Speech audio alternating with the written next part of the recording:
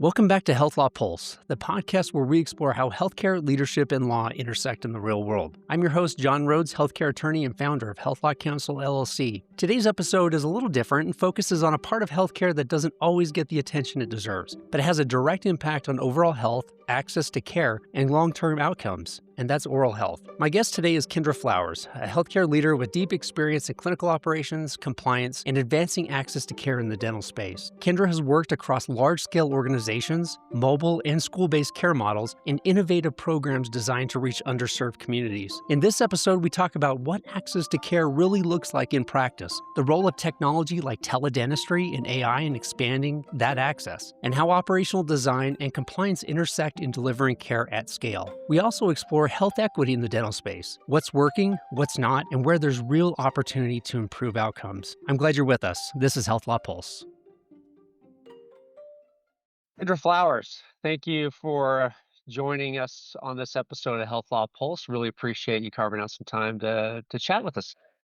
Yeah, of course. Always a pleasure. Well, perfect. Well, Kendra, your expertise is in the dental space. I haven't done an episode yet in dentistry, so this will be we're making Health Law Pulse histories here today. So very excited to broach this topic. I do have a number of clients in the dental space, and I think it's a really important issue. Where we'll talk about compliance, and I mentioned on a episode recently that the purpose of this podcast was not necessarily to always cover compliance, always to cover legal issues, but I want to talk about healthcare delivery models, access to care issues, operational issues, things like that. So big issues in the dental space. And so I'm excited to cover these topics with you today. So, I mean, first off, I would love to just hear a little bit about your background, what got you into healthcare, what you're doing now, and we can go from there. Yeah. How I got into healthcare, long story, won't bore you. Didn't know that's what I wanted to do. Just knew I didn't want to work at Taco Bell for the rest of my life. So knew I couldn't be a nurse. So to all those nurses, hands down and applause. So that's where I got into dental. I just happened to fall in love with dental once I became a dental assistant.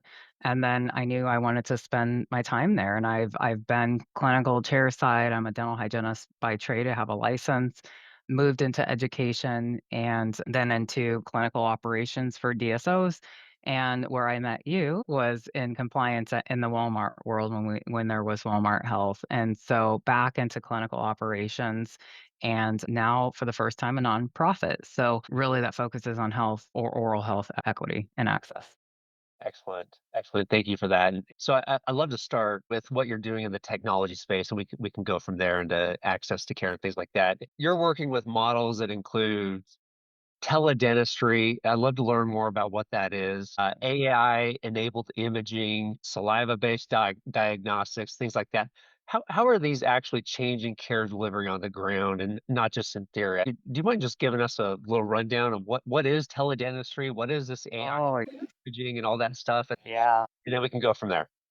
So I will say dentistry for all of your healthcare listeners. One is healthcare. So I'm glad that you have me on here and that we're finally having this conversation together. It definitely is a two-way street and they impact each other. But it's very similar, right, to telehealth. And so I know that there's different versions. There's talk therapy and urgent care and all the different things. But teledentistry is essentially that. And so there could be different models where it's your own dental provider that's having a conversation with you. And dentistry has really come a long way. It used to be, right, just texting, maybe your dentist or calling them or sending them a picture. COVID definitely streamlined that process to create more regulations and rules around teledentistry. And, they have both sync and asynchronous. And so now they have things like it says AI imaging. So you're able to take a photo with your phone or your tablet and just either upload it or have a live video with your dentist. And depending on the state it is, they're able to establish you as a patient and be able to diagnose from those types of things. And they also have another model where you might have a workforce that is out in the field or out in the community that's taking x-rays and images and then sending that back to the dentist. So there's a few models there. Yeah. And then AI imaging, again, is just where you're taking an image or a photo or video and you have a platform that is reading essentially the image itself, and depending on where it is in the level of approval, it might be providing a diagnosis to the dentist or just flagging something that's seen. And they also have that for x-rays as well, just like on the healthcare side. I will say that this is maybe one area that has been adopted by dentistry more so than healthcare, surprisingly, very quickly. They've embraced it, which has been great. And then there's saliva-based diagnostics or testing, and that's something that's definitely newer and lagging in dentistry. So just like healthcare, you do laboratory work to be able to figure out what's going on internally. Dentistry has been behind in that. So the upcoming companies that are now looking for biomarkers, different types of bacteria, different readings from the mouth that will tell them one about oral health and even about overall health. So those are just a few things. Things. Yeah. No, I Yeah, appreciate you educating me about that. And yeah. the reason I asked for the education is because I don't know that I've ever been offered this by my dentist, right? I don't know that I've ever been offered whether synchronous or async capability to call in or to have some sort of face-to-face virtual visit. You mentioned there's quick adoption. Is there certain populations that is adopting this more than others? And how is it actually changing care delivery in the dental space? Yeah, I would say the AI imaging or AI for radiographs, that is definitely even my private practice dentist is using a platform now. And I only knew that because I know what it is, right? So you might not be aware, they might not be letting you know that they're utilizing this technology. But we are definitely seeing that in higher end practices in the DSO space. So corporate dentistry for those their healthcare systems. And so we're seeing that because it's able to just provide additional support, case acceptance for the patient themselves. But I will say with teledentistry, that is definitely pockets of population, more rural areas where I'm seeing it having a bigger impact as a public health space because they're limited funds. And so I really think that the whole reason why I love innovation is that I think it does have the potential to change health outcomes or oral health outcomes, and not in the way that we have traditionally been doing it. We know it's not working. We know even in healthcare that these rural underserved populations don't have the same outcomes. They don't have the same services and access to care.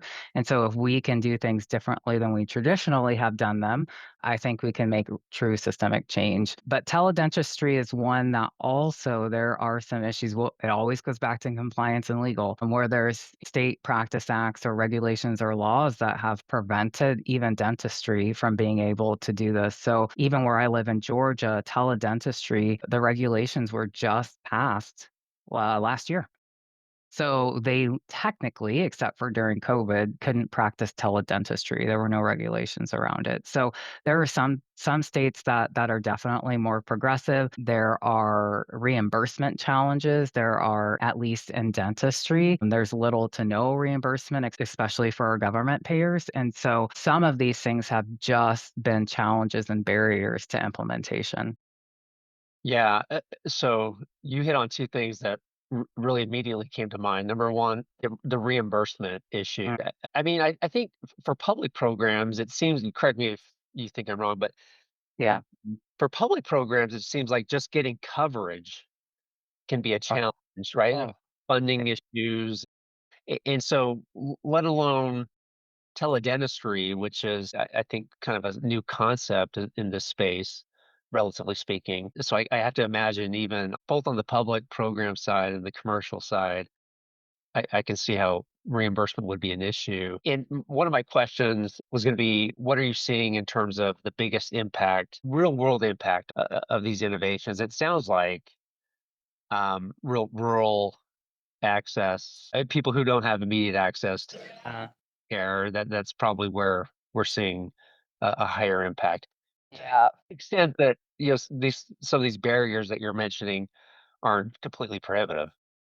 Exactly. So I think why I love what I love right now in the nonprofit space is that's literally why we exist.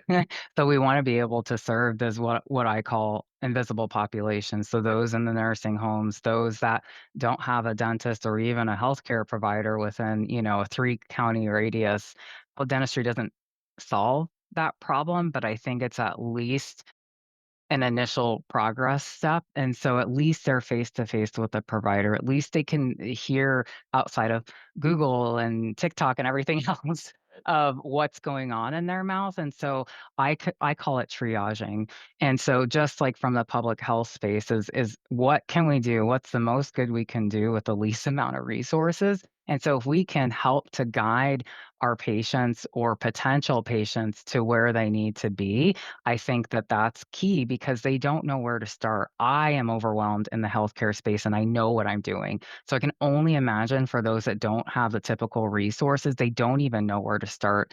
And so even with some of the patient populations that we work with, so the adult IDD populations or senior citizens, the caregivers say, I don't know how to get them the care that they need. Where do I even begin? And so I think teledentistry and at least the partners that we've worked with have a care coordination piece tied into their consultations.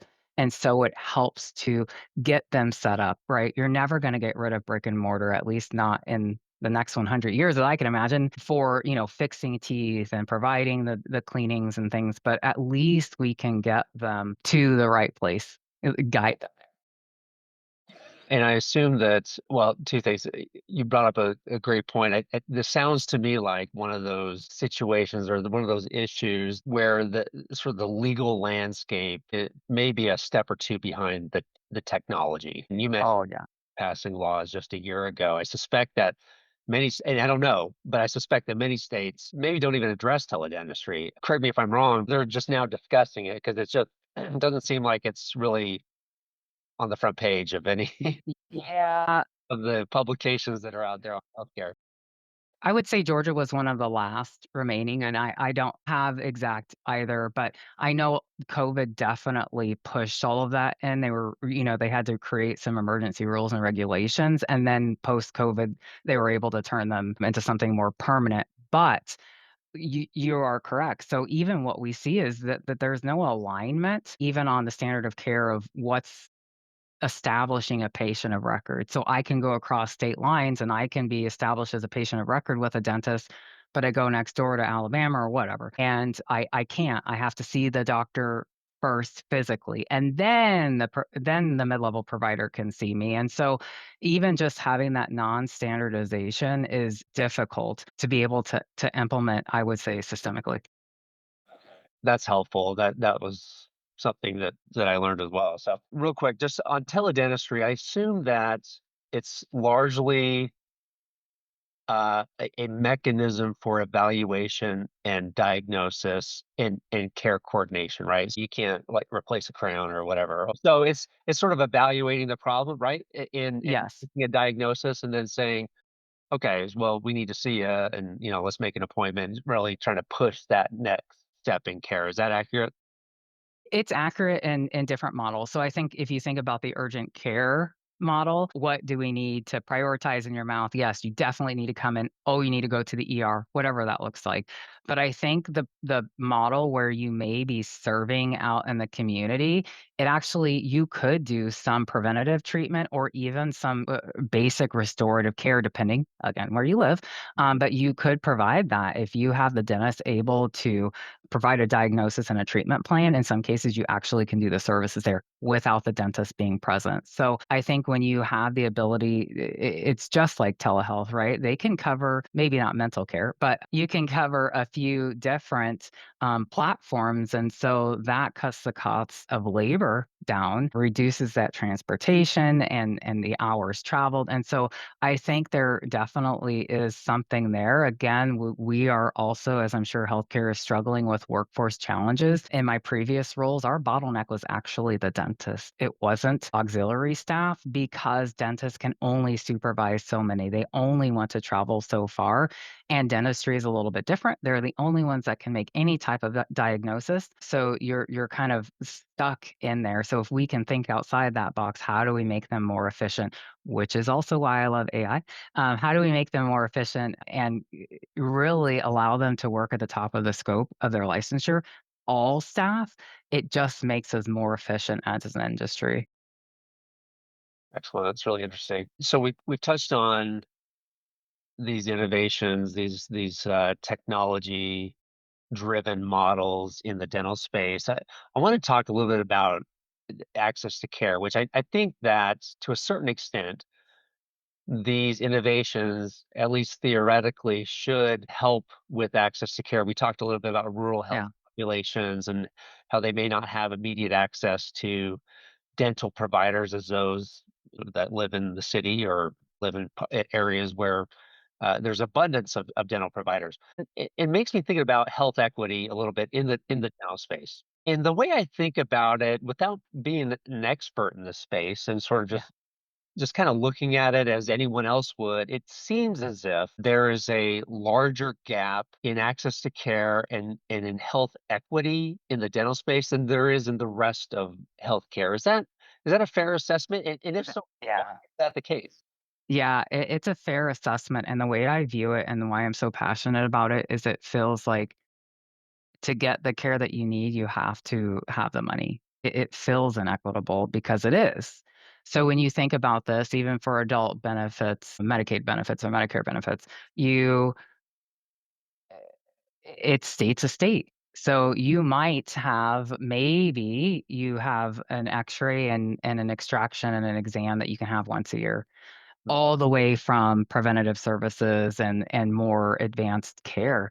And but you have this in between middle America as well, where they are choosing between healthcare, possibly their medicines. You think about the seniors, they have a limited income. So, well, I need my heart medicine. I'm not going to be able to go to the dentist. Or they also, there's an education piece where they just don't understand how it is all connected. And we saw the same thing, right, with optometry. Optometry, vision, dental is all considered the specialty care that's outside. We need to eat, shouldn't be in pain. We don't want infection. We need to see. Right. Hearing, same thing. So for sure, and I think this is what I'm seeing, and I've cautioned this message, is that we saw a huge rise. A report just came out. We saw a 60% increase in emergency room visits for dental care over the last few years. It is coming back to the taxpayers anyways, but we aren't covering and we aren't preventing. And so they will find a spot. If there's no dentist, if they don't have the money, they go to the ER. We've known this for decades. But I think that also our large corporations, they're focused at the top 10% of income levels because that's who has the money and the buying power and who can afford, you know, full crowns and, cosmetic care. So there's a great book, by the way. If you've never read it, I am a weirdo that passes them out. It's called Teeth by Mary Otto. And she's a journalist and talks about why there is such a big inequity in America and what happened. Why are we different than the rest of the world? And a lot of it is political, but it really happened when we separated dental and medical, when we disconnected them as that, well, it's not important here, so we won't include it in any of our even government payers. We're just going to keep them separate. And so we are definitely seeing that, and it's getting worse and worse, and the divide is getting larger. Yeah, Kendra, that's really interesting. I appreciate that book recommendation as well. Yeah. Look at that. And I have a number of friends who are dentists and clients. I suspect that if I asked them, and I think this is correct, and especially in the kind of coordinated care world that we worked on together in a past life, Hmm.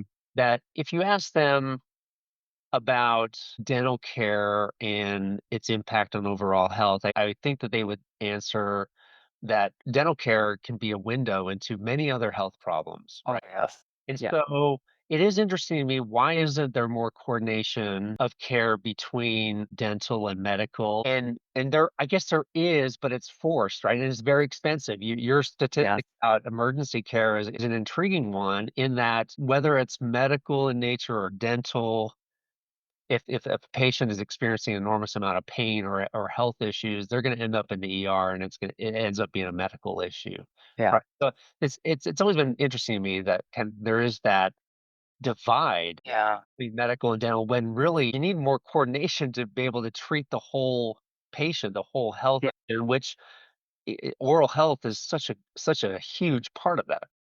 Yeah. I think a lot of it has to do, and I learned this when we worked together. Optometry was very similar, is that it's very privatized. So private practice a private practitioner until probably the last decade or so, where now what we call DSOs, dental support organizations, or like MSOs, what you all have in medical. And so that started to shift. But you have to think about too, there's not a lot of private practitioners or even DSOs that take government payers because the reimbursement level is so low, and I have been there. It is near impossible to break even, if not losing money, seeing these patient populations. And the last year or so, it's actually gotten worse. And so it's either Medicaid benefits have been lost for adults or they're all being rolled back. And so you're seeing mass exodus from government payers, but even commercial payers, because they're tightening on reimbursement. And so there's this fine line of, you have dentists who, and I understand this issue as well. You have these dentists who graduate nowadays with, three to $500,000 in student loans. How do you pay your bills? How do you do this? And so that's one reason I didn't go to dental school. I did not want those loans. I knew I would be tied down. And so when we say we have a broken system, every single part of our system in dentistry is broken, and it only serves certain people. So even dentists that are in private practice, or serving the quote general population, they don't know what's going on out in the rest of the world, and in rural America and these underserved areas. And I've tried to make this message clear because I hear it a lot, and I think actually healthcare professionals understand this more, is that people are not choosing neglect, they're choosing shelter, food, medicine. This is just something that has come down until it's an issue.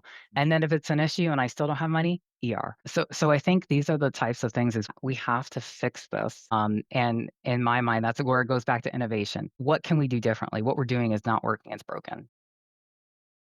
Yeah, and that's super helpful, Kendra. I appreciate that insight. I mean, it strikes me as probably a number of contributing factors that could maybe provide a solution, right? Obviously, funding is a huge one. Yeah. Operational issues, solving for operational gaps. There's the legal landscape that allows for the facilitation of these new technological innovations, which raises um, compliance risk with anytime you Yeah. introduce new technology, there's compliance risk, and you mentioned that you're dealing with this is a problem I've discussed with many clients that have 50 state uh, Oh, telehealth companies or 50 yeah. state organizations. They're dealing with 50 different sets of rules, and it makes it really complicated. What risks, as we think about the technologies that you've already discussed and educated us on, what kind of risks should organizations be thinking about from a compliance perspective Mhm. as they adopt these technologies?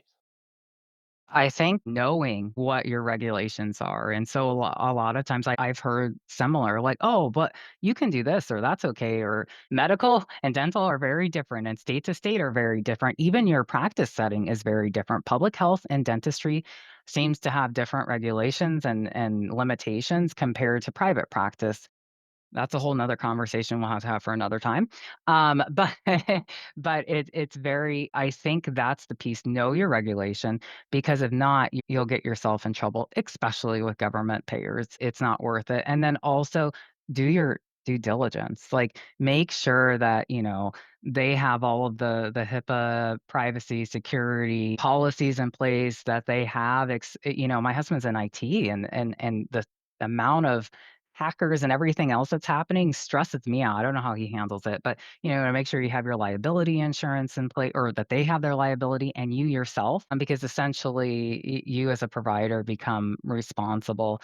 But I think the other piece we really have to think about, especially when it comes to teledentistry, is, and this again could be a whole conversation, is because you have established your patient provider relationship, we have to think about, is it just becoming a checkbox now? Have we seen them and then we never get to the point where we've provided actual care or the continuity of care? So who's considered this provider for this patient? So I think that's also another piece.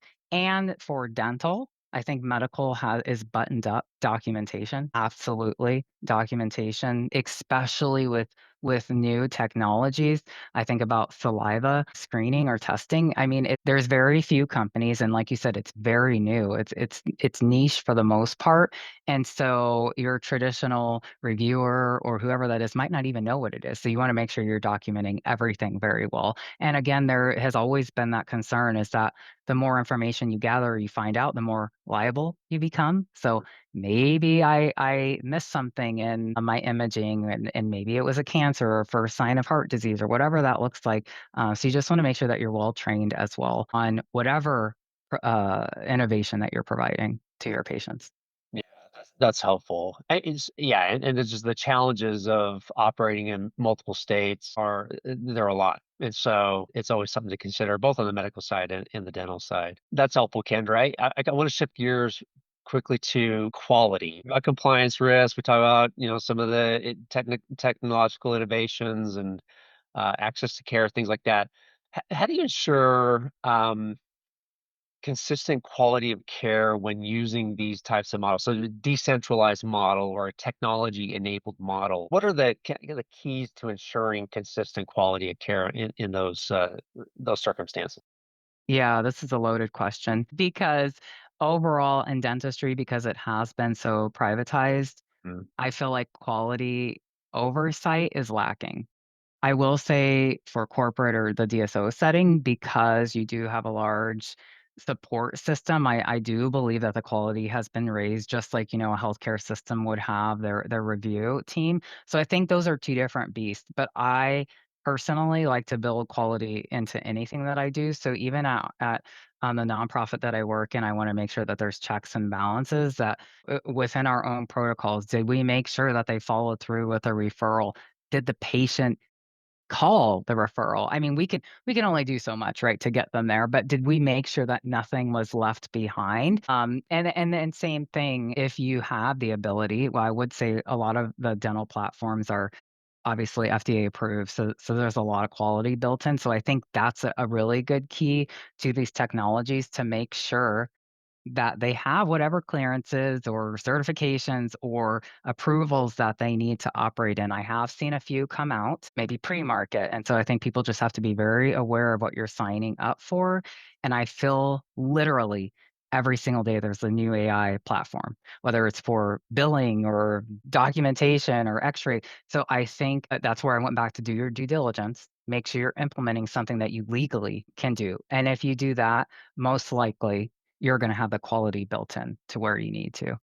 Yeah, those are some great points, and I don't mean for this question to be rhetorical at all. I am interested in your point of view in terms of protocols and training in these types of models, these AI or teledentistry technologically driven models. What role did those play? Protocols training play in making those innovations successful?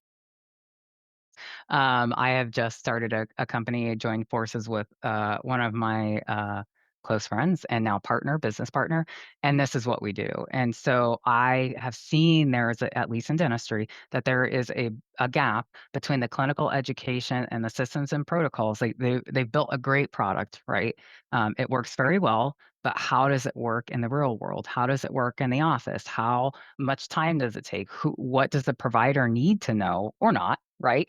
Especially when you get to the AI piece and all the engineering. And so I think that it is important. And so if it was me being a private practitioner without a big support system, I would probably lean into a product or a software platform that already has that built out, or they have some type of onboarding or clinical implementation specialist. So we're seeing some of these larger companies that are adopting that infrastructure. But with your smaller companies, startup emerging technologies, more than likely you'll have to figure it out yourself. And so I would make sure that your team, if you're the dentist, to make sure your team understands you can use it in this way, or you cannot use it in this way, or it maybe I mean there's been lawsuits already with AI use happening without patient consents in dental from a pretty large organization, one of the biggest in the world. It's just important that you know how to train your staff and yourself.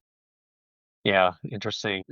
Helpful. I didn't realize that about your venture there. So that was fortuitous. I appreciate the insight I on that. know. Good job.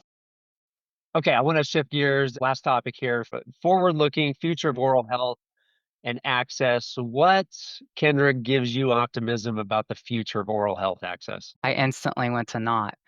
Okay, Be positive here. let's be positive. Mm. With chaos comes innovation. Okay. I'm gonna go back just a little negative to come positive. Sure. Oral health infrastructure is being dismantled. There's no CDC oral health division any longer. If you didn't know this, they're gone. We now have had 3 state dental directors are gone because of budget. There's a lot of free clinics, public health clinics that have closed that I've personally worked with because they've lost federal funding. And then we're losing reimbursement levels. So whether or not you believe in fluoride, but we're seeing that being removed from the water. And so we are gearing up for a tsunami of dental needs.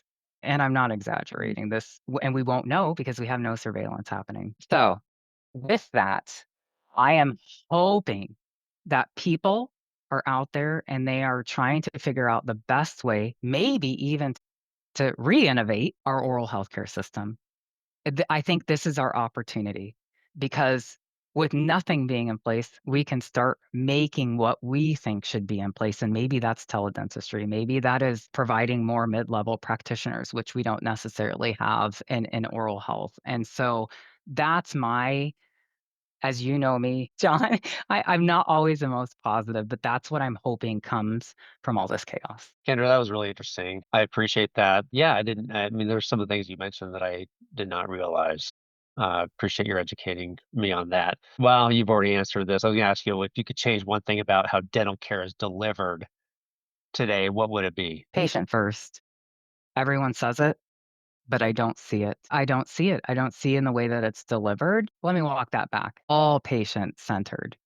Yeah. I want to see every type of population represented and focused on. And a lot of times, all I see is I get it, is where the money is. But again, we're going to hit a tsunami of senior citizens, the baby boomers, underserved. It's just, I think if we all do a little bit to take care of everyone, it will help at least maybe stop the bleeding a little bit, Yeah. prevent these people from hitting the ER. Because any dentist know there's very few emergency rooms that have an oral surgeon or any type of dental provider. So we know they go there to just get antibiotics and and maybe pain medication, but the problem's never solved and it just keeps recirculating. So I think if dentistry does their due diligence or do process, they do what they're supposed to do, and that'll be helpful. And what I will say too is I think that healthcare, good or bad, I know they hate the mouth, and that's okay.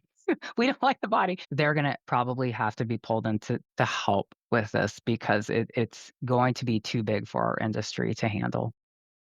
So, yeah, when I think about one thing about one change in how dental care is delivered, I'm thinking increased integration. And Yes, Mm. yes, yes. Integration between the medical Yeah, yeah, side yeah. and the Me dental side. Because, yeah, it seems like I'm not a clinician, but it seems like increased integration between the medical and dental side could be a window into really better overall healthcare for patients.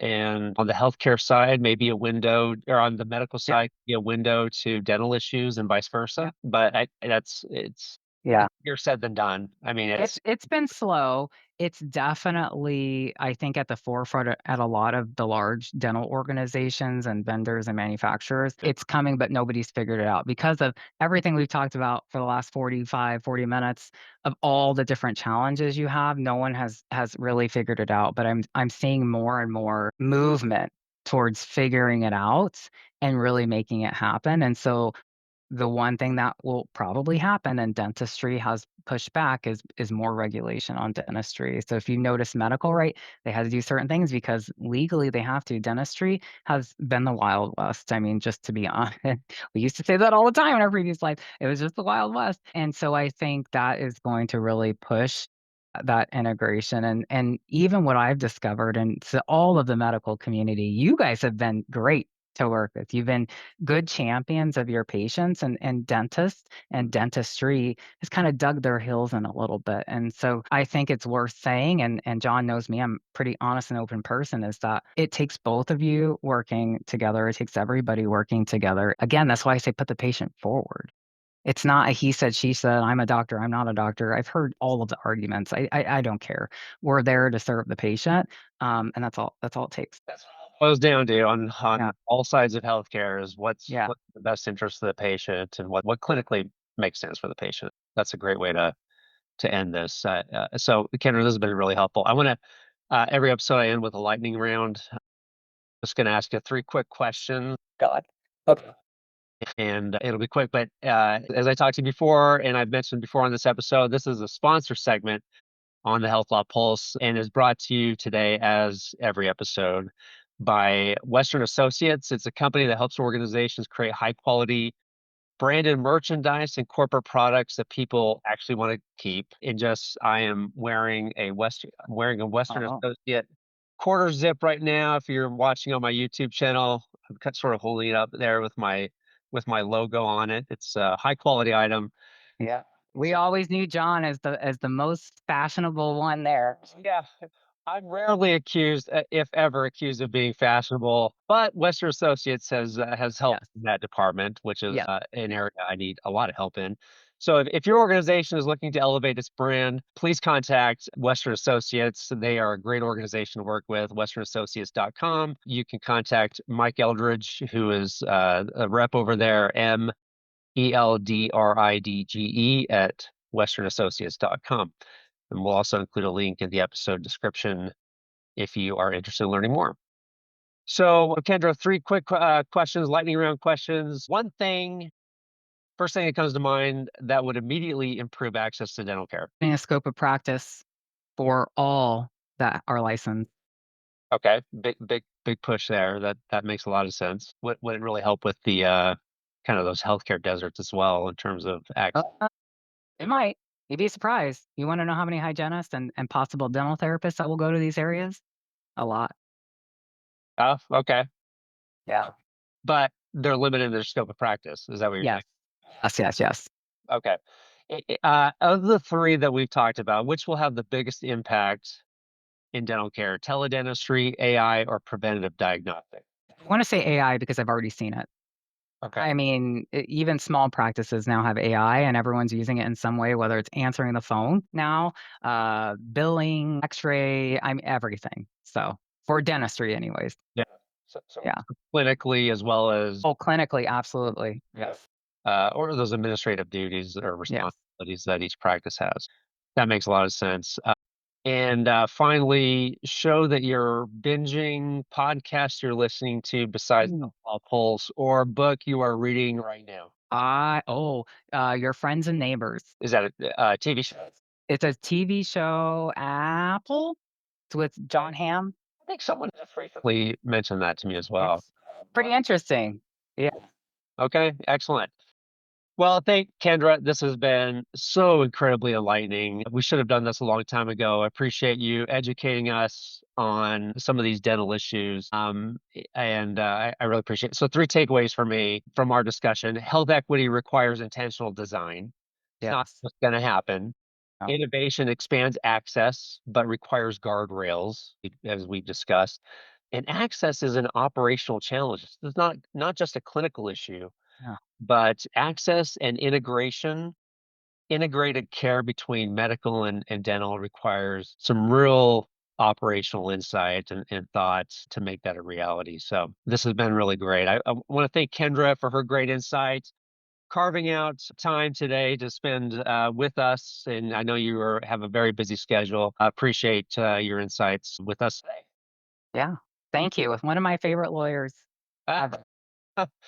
Oh, well, I appreciate that. Not many people say that. I joke that no one calls a lawyer just to say hi. It's usually when they need something. So the fact that I know. I appreciate it.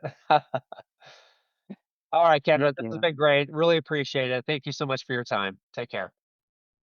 That's it for this episode of Health Law Pulse. If you enjoyed today's episode, I'm going to ask you a favor. Please subscribe, leave a review, share with a friend. We are on YouTube, Spotify, and Apple Podcasts. You can also find these links to my episodes, to all the episodes on my website at www.healthlawcounsel.com. Thank you for tuning in to Health Law Pulse. I want to thank Kendra also for her time and sharing her expertise in what I think is often an overlooked area of healthcare. This space is often talked about at a high level, but not always understood in terms of how it actually works.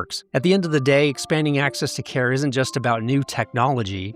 It's about how intentionally we design the systems that deliver it. Thank you, everybody. This is Health Law Pulse.